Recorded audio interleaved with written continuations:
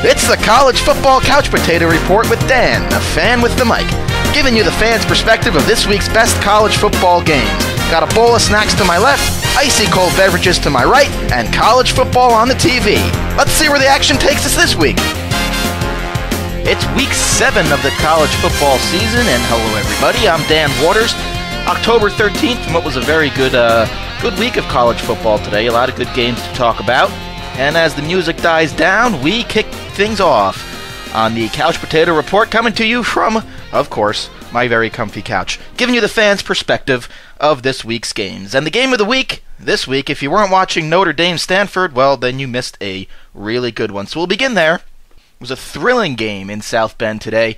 Notre Dame beat the Stanford Cardinals 20-13, multiple overtimes, controversial endings. This game really kind of had a little bit of everything. And if you're a fan, you're watching this game, towards the end of the half, beginning of the third quarter, you're really noticing one thing.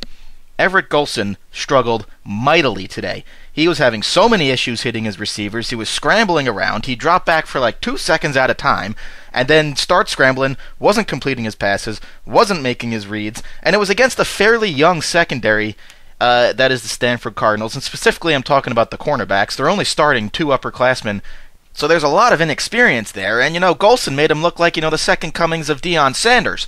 Alright? They weren't really even having that good a game, and he really struggled a lot. He was scrambling, he was missing his receivers, yada yada yada. Anywho, Tommy Rees comes in the fourth quarter after Golson goes out with an apparent head injury.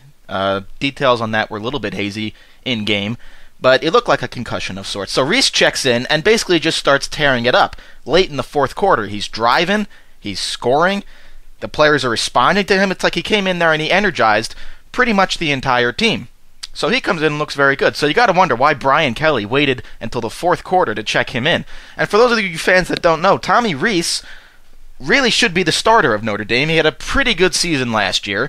He's very good. He's mobile, got a pretty strong arm. He's come under a little bit of fire off the field. He's had a couple of issues.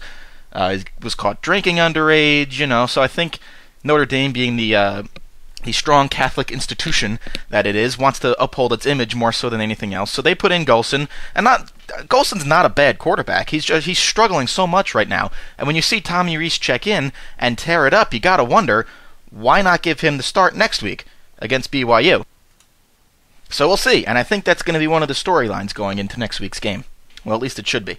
So now the other Notre Dame player, whom I believe really opened some eyes this week, was Notre Dame tight end Tyler, forgive me if I'm mispronouncing his last name, even the broadcasters didn't know how to say it, but Tyler Earfort, who statistically didn't have the greatest of games. You might think I'm crazy by pointing this player out. He had 4 receptions, 57 yards, and 1 very big important touchdown. But this guy looked so good today. He's 6'6", 250 pounds. He's a senior. He reminds you of Jimmy Graham of the New Orleans Saints. They actually even wear the same number 80.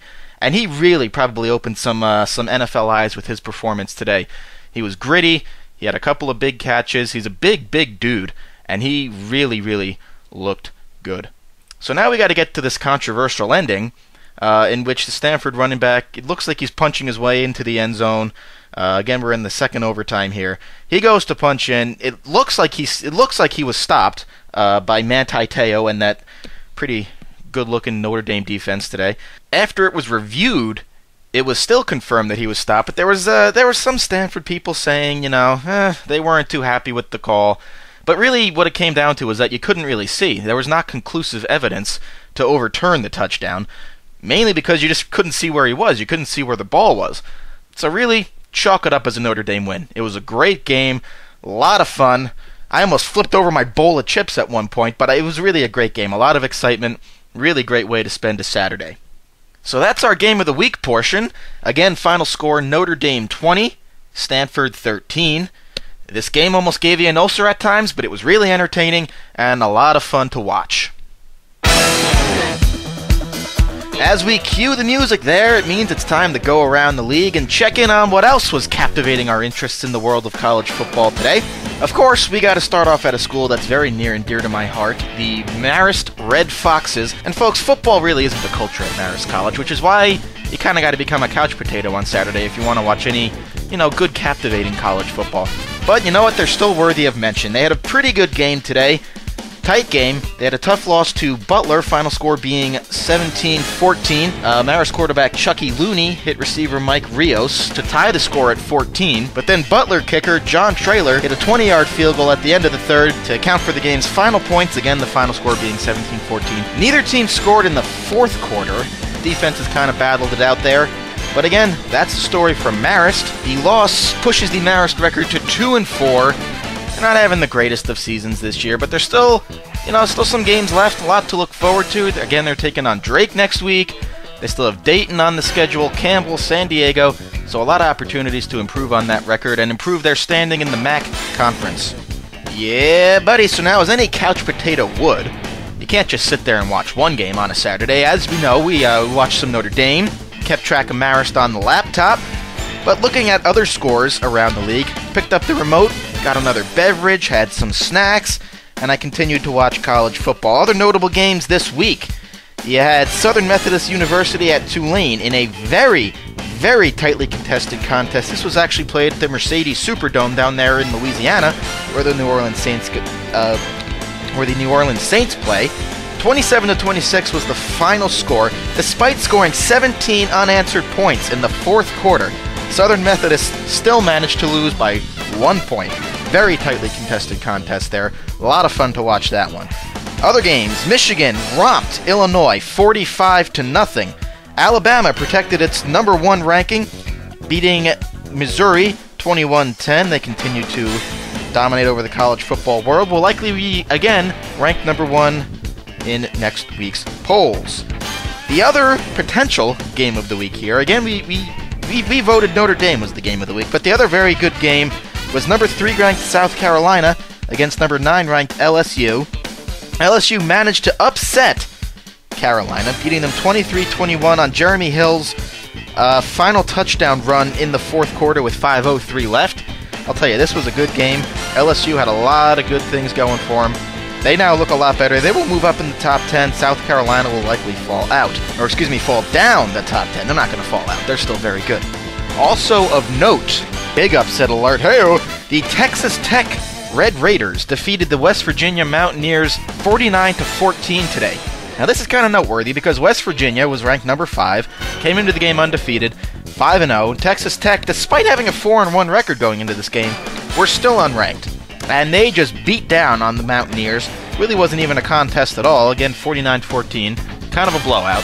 So you will pretty much guarantee that West Virginia will be falling pretty far in the rankings. And who knows, maybe even Texas Tech will get themselves up in there after a very, very impressive performance today. So that's what you saw today, and I gotta tell you, it was a great day for college football. You gotta love Saturdays in October, folks. You get to plant yourself right on the couch. Again, you got your snacks, your food, your adult beverages, if I'm allowed to go there. Ooh. So yes, you have to love it. And again, join me again next week. A lot of good games coming up on the schedule. We'll see how Notre Dame, if they can keep things going. They got BYU. Again, Marist has Drake. We'll see how South Carolina rebounds after being upset. They're going to take on Florida. And again, we have Kansas State, West Virginia. Also going to be interesting to see how West Virginia rebounds after their horrendous loss today. So there it is. That's the Couch Potato Report, Week 7, October 13th. Great day for college football. I will be seeing you again next week. Same place, from right here on my couch. If you want to sound off on me, you got a problem with anything, you want to talk to me, you want to get me to say something on the show, we're starting up a hashtag on Twitter, and the hashtag is, the little pound sign, you know what I'm talking about? Of course you do. Of course you do. The hashtag is going to be CF Couch Potato. CF standing for College Football Couch Potato. Because if you're like me, Saturday at noon, I'm in one spot. I'm on that couch, and I'm watching these games. And then, of course, I'm going to bring in this show to you to give you, again, a fan's perspective of what I think is awesome, what you guys think is awesome. Let me know. Alrighty, folks, I'm Dan Waters. We will talk to you again next week.